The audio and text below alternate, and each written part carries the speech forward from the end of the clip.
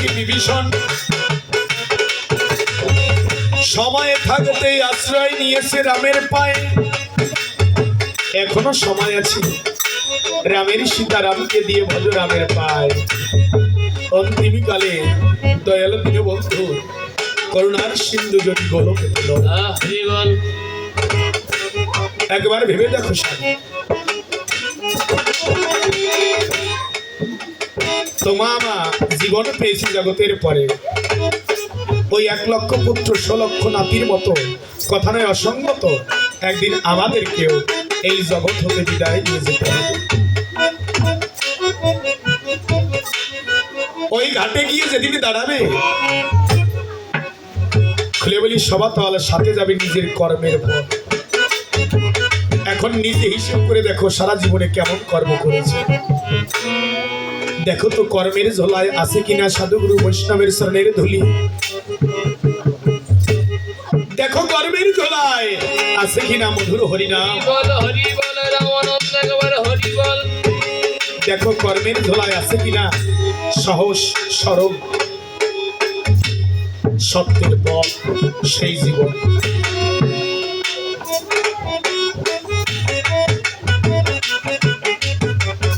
স্বামী, তুমি লঙ্কায় সীতাকে চুরি করে নেছো, এটাই তোমার জীবনের বড় ভুল। কেন জানো? সীতাকে তুমি তো তা জানো না।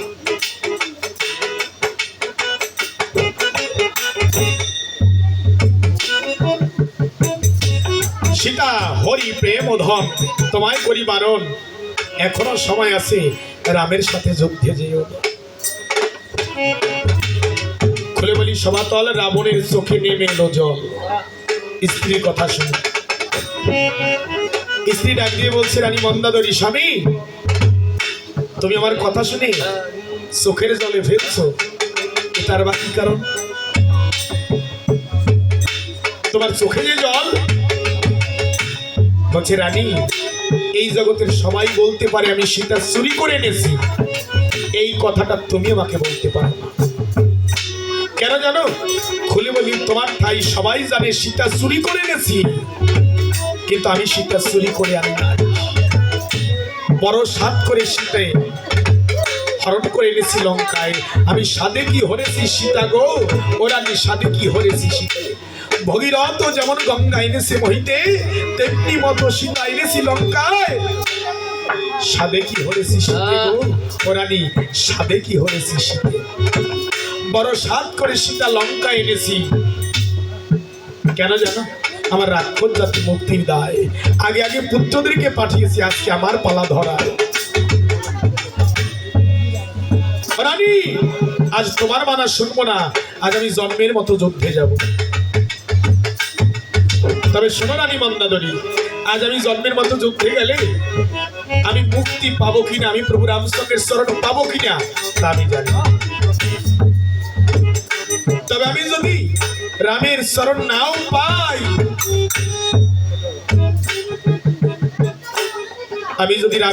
নাও পাই, যুদ্ধে যাওয়ার আগে আমি একবার রাম ভক্তের শরণের ধুলি নিয়ে মাথায় যুদ্ধে যেতেছি।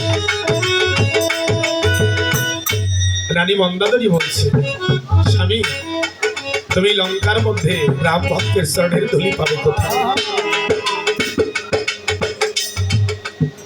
রাবণ বলছে, রানী আমার লঙ্কার দ্বারদেশে এসেছিল ভক্ত হনুমান। লঙ্কার দুয়ারে কত রাম ভক্তের আগমন হয়েছিল, সেই রাম ভক্তের শরণের ধুলি পড়ে আছে লঙ্কার দ্বারদেশে। আজ তাই মন আবেশে যুদ্ধে যাওয়ার আগে হরি বলে বাহু তুলে একবার রাম ভক্তের জন্মের মতো যুদ্ধে যাবো। আজ আমি সেই লঙ্কা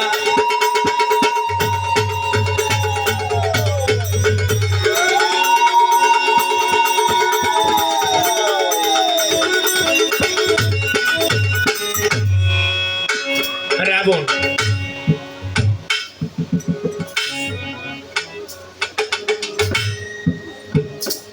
রাবণের মতো এমন বলবান, শক্তিবান, জ্ঞানবান জগতের বুকে কেউ ছিল না। স্বর্গমার্ত পাতাল করেছিল জয়, কিন্তু তাকেও সেও মরণের ঘরে কাটা দিয়ে আসতে পারে নাই, মরণের ঘরে তাকেও যেতে হয়েছে। মরতে একদিন হবে, আজ না হয় কাল। তাই যেতেই যখন হবে, চলো সময় থাকতে আত্মসমর্পণ করি। তাই আত্মসমর্পণার্থে রাবণ আজ জন্মের মতো যুদ্ধে যাত্রা করবে।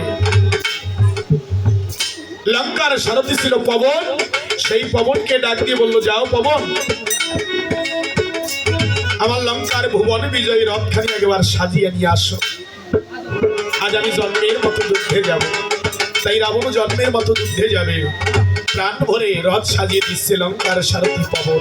তাই আমার কবি কলমে গাইলেন, ওষা ওষা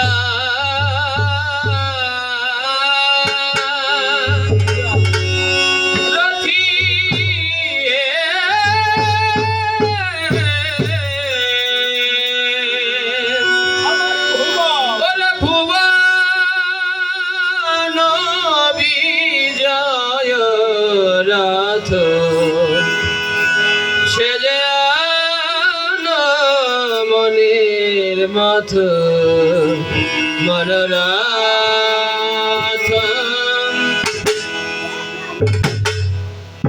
দেখিতে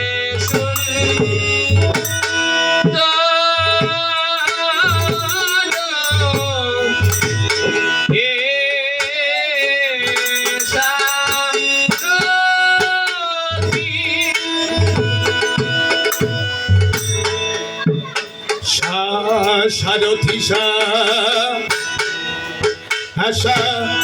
সারথি বলে রাবণ তাকে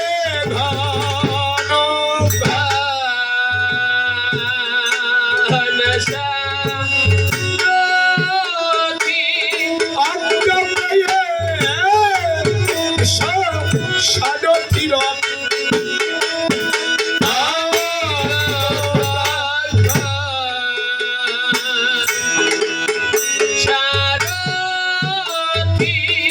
সারথিয়া নীল রথ সঙ্গে যাবে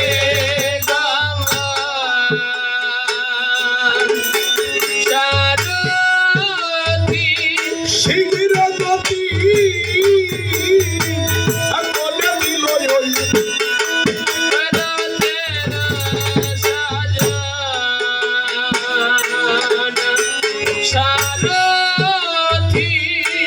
সাগরের জলে রথ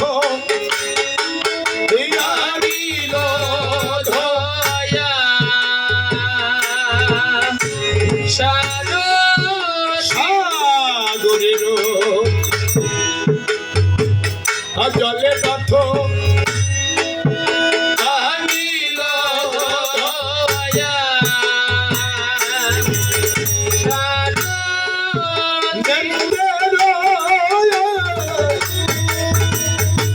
জলে রথ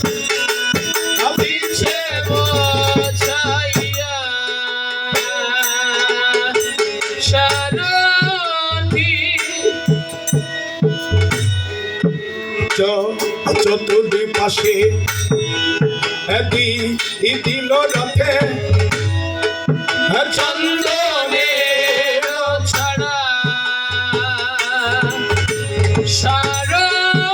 চতুর পাশে দিল রথে চন্দনের ছড়া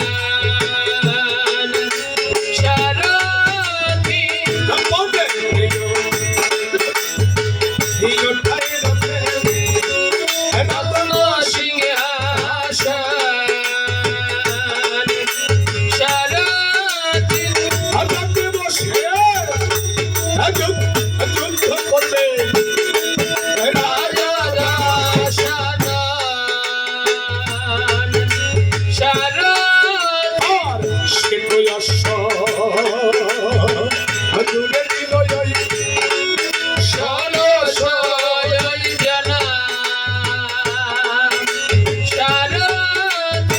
অমৃত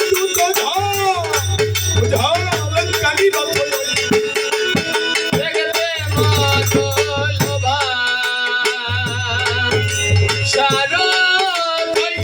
ঘোড়ার লোমে দিয়ে দিল ভাইরে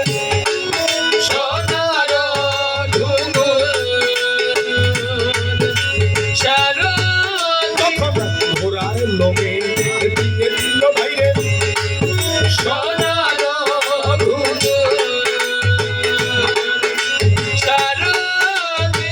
ঘোড়ার মায়ে পা পড়াই দিল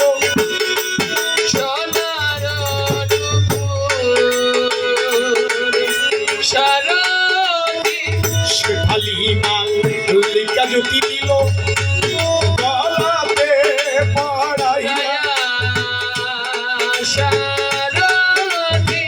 মনমথ গয়া গয়া শশরতি আইলো সাজাইয়া রথের উপর দিল দিল তখন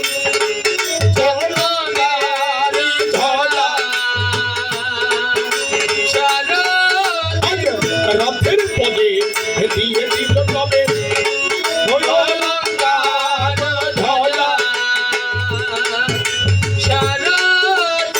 রাবণের সাথে যুদ্ধ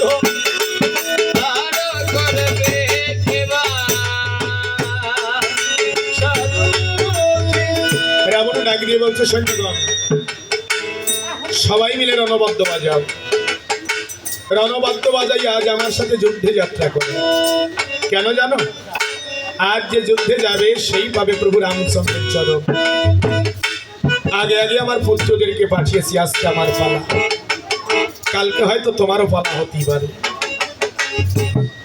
তাই রণবাদ্য বাজাও রাবণের আজ্ঞা পেয়ে ৭২,০০০ কোটি রাক্ষস সৈন্য দল অবিকল রণবাদ্য শুরু করেছে সেই রণবাদ্য স্বর্গমর্ত পাতাল থরথর করে কাঁপছে সাজো সাজো বলে ভাইতে পরে গেল সারা সাজো সাজো বলে ভাইতে পরে গেল সারা গগনে সগনে বাজে দুই লক্ষ ফেরা সারথি শঙ্খ বাজে ঘণ্টা বাজে বাজে মার সারথি শঙ্খ বাজে ঘণ্টা বাজে বাজে মার সারথি রবীন্দ্রের সময় বাঁধে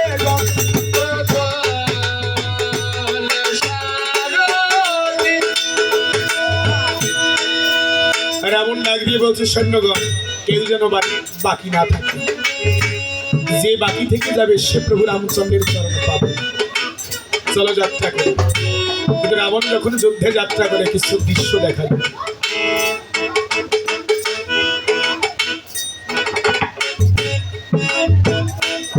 কবি আপন মনে গায়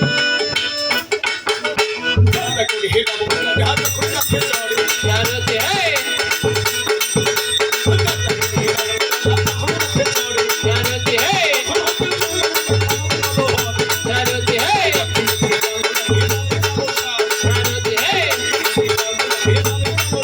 সারথি সারথি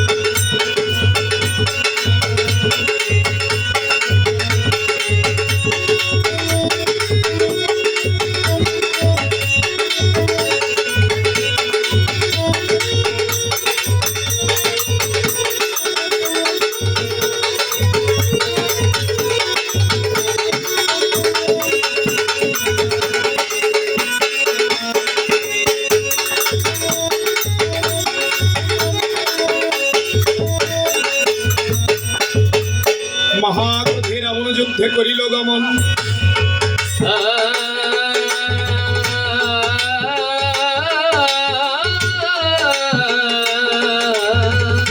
এবার উপনীত হলো গিয়ে যেখানা রায়।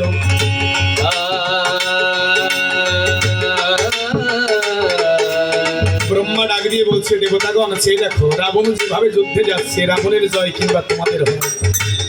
ইন্দ্র তোমার রক্ষণা প্রভু রামচন্দ্রের জন্য পাঠাও। ইন্দ্র বললে, বিধাতা এই রথ আমার রাবণ চিনিবে, আজিকার যুদ্ধে রাবণ যদি না মরে আমার নাক চুলো কাটিবে। ব্রহ্মা বলে, শুনো ইন্দ্র, না ভাবিও আর, আজিকার যুদ্ধ হবে রাবণ সংহার। তৃতীয় দিনের যুদ্ধে রাবণের সন্তীর্ণা মহামরণ। আজ সেই দিন, যার যার বাহনে মনের কৌতুকে রাম রাবণের যুদ্ধ দর্শন করো। স্বর্গ হতে রথখানা ঘরে পাকে পাকে সকল সৈন্য সবাই একযোগে দেখে, দেবতা ইন্দ্রের দেওয়া রথে বসেছে রাম ভগবান। সম্মুখ পানে এসে রাবণ ডাকতে কয়, সারথি সে দেখো, মনে হয় দেবরাজ ইন্দ্র রথ পাঠিয়েছে রামের তরে। তাহলে বুঝলাম সকল দেবতা ও রাবণের পরাজয় চায়। ও রাম, জটা ধরো তোমার মাথে, পরমাক সুন্দরী থাকে উদাসী আসবার পথে। তুমি কি সন্ন্যাসী নাকি বীর? রাম কহে উচ্চারণ, ও রাবণ, সন্ন্যাসী কিনা বীর, রণে রণে পরিচয় হবে বানে বানে আজ এই লঙ্কা ভুবন। তাই তৃতীয় দিনে প্রথম প্রহরে রাম রাবণে যুদ্ধ বেড়ে যায়। কিভাবে? আমার কবি আপন মনে গিয়ে উঠলেন, অমা চামুণ্ড চণ্ডীকে, ওমা চামুণ্ড চণ্ডীকে, ওমা ঈশানী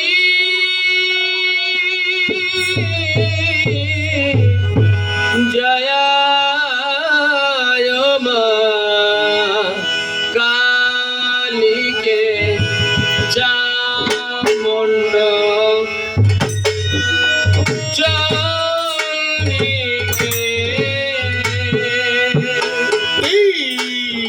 কোটি বানর তখন এবার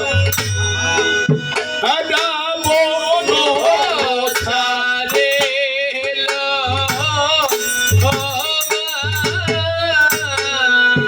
আচলে যে ফলে বানে বানে এবার হইল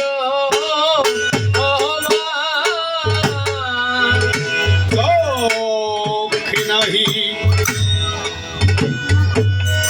দেখে কেহ ভাই করে খেলা ঠেলি হুরা হুরিয়ার জরা জরি জানু পানের ছড় ছড়ি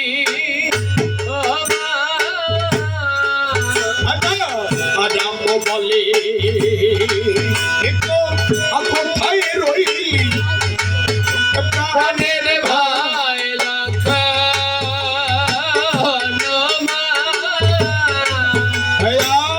আসিয়া আমার সামনে দাঁড়াও। প্রাণের ভাই লক্ষণ আসিয়ালা লক্ষণ রামের দক্ষিণে দাঁড়ালো ভাইয়ের মুখ এরিয়া এবার ধনুক ধরিল ধনুকেতে আগুন চড়ালো দুর্বাদল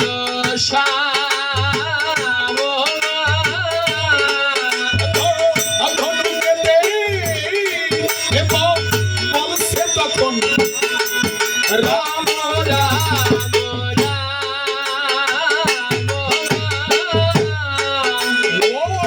ওই শিখবান সাদে রাম ক্রোধে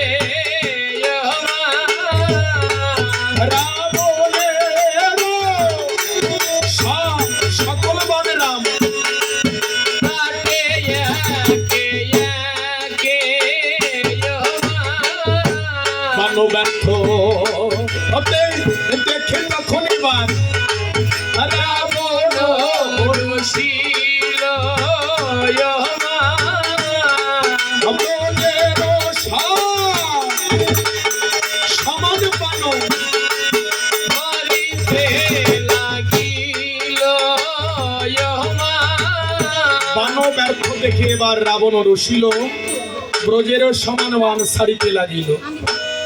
হুড়াহুড়ি জরাজরি যাতে বানের চঞ্চলি। রাম ডাক দিয়ে কয়, প্রাণের ভাই লক্ষণ কোথাতে দাঁড়ালি? রাম রাবণের যুদ্ধ। এইবার রাবণ ভক্তি অর্ঘ্য দিয়ে বান ছেড়ে দিল। রাবণের ভক্তি অর্ঘ্য বান গিয়ে প্রভু রামচন্দ্রের ললাটে বিধিল। রাবণের কি এমন ছিল সাধন, কোন সাধনার বলে রাম যদি ভগবান হয় বহি তলে, তাহলে রাবণের বান প্রভু রামচন্দ্রের ললাটে গিয়ে বিধে। কে রাবণ, কিভাবে বিধেছে কবি গাইলেন, ললাটে বিন্ধিল বান মুন্ডু হলো পার, হাহাকার কদিন এইবার রথের উপর আর দুধ হতে হো হনুমান দেখিবারে পায়া, লম্ফ দিয়ে বীর হনুমান জয়া গাইয়া হনুমান দেখিবারে পায় রাবণের বান প্রভু রামের ললাটে। দাঁতের আঘাতে দিয়েছে তুলে, মুখে দিয়েছে জল।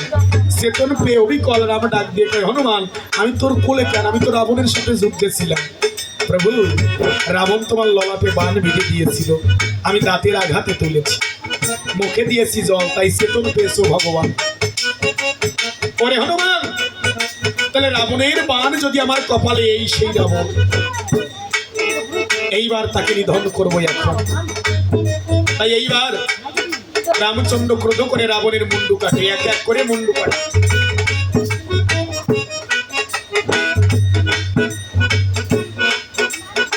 এক এক করে রাবণের মুন্ডু কাটে। রাবণের কাটা মুন্ডুগুলি জোড়া লেগে গিয়ে রামচন্দ্রের সাথে যুদ্ধ করেছিল। হনুমান, এই যদি সেই রাবণ হয় তাহলে করব নিধন। হুঙ্কার করে যখন রাম নারায়ণ, রাবণ বুঝলো আর বোধ হয় উপায় নেই।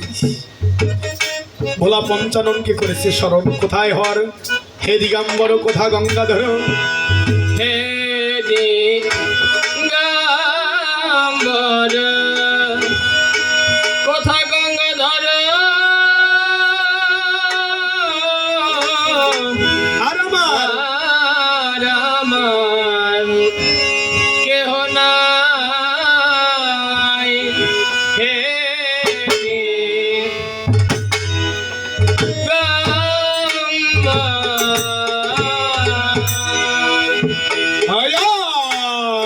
চন্দ্র আকানো নাম এবার দিলে সারিয়া হে অর্ধচন্দ্র আকানো নাম এবার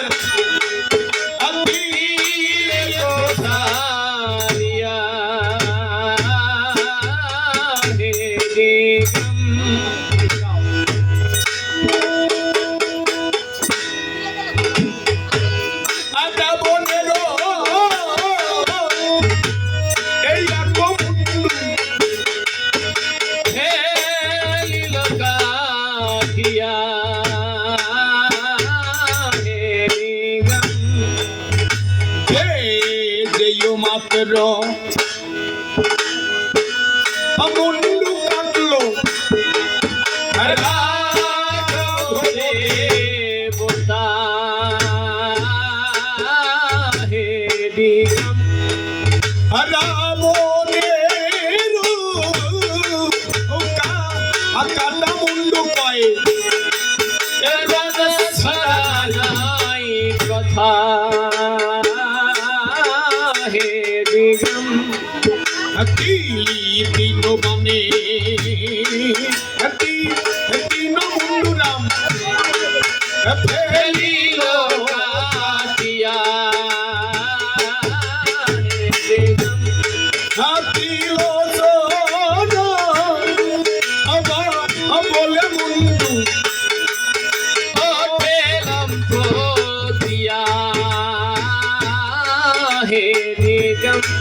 সারো বাণী সারো বন্ধু যখন কাটে না নারায়ণ হে নিগম হারো হারো বলে বন্ধু এলো দর্শন হে নিগম পঞ্চবাণী পঞ্চমুণ্ডরাম ফেলিছে কাটিয়া হে নিগম পঞ্চানন বলে বন্ধু পৌঁছলাম খোঁজিয়া শব্দবাণী শব্দ বন্ধু কাটে না নারায়ণ হে শব্দ তালা ভেদ করে বন্ধু এলো দর্শন হে নিগম এই অষ্টবাণী এই অষ্টবন্ধু ফেলিছে কাটিয়া হে নিগম এই অষ্টবসু দোহাই দিয়ে খোঁজিয়া হে নববাণী নববন্ধু নাম এল কাটিয়া হে নিগম নবগ্রহ দিকপাল বলে পৌঁছলাম খোঁজিয়া মস্তকে ভোলা না তুই আবার ফিরে ছিল হে নিগম ওই বন্ধু না সুতারতে পারে পারে রঘুনা একে শত একা শিবার রাবণ কাটে মাথা হে নিগম প্রাণ সারা নাই কথা হে নিগম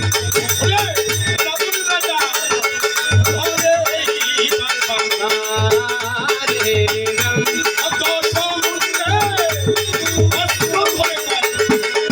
এলো দর্শন হে নিগম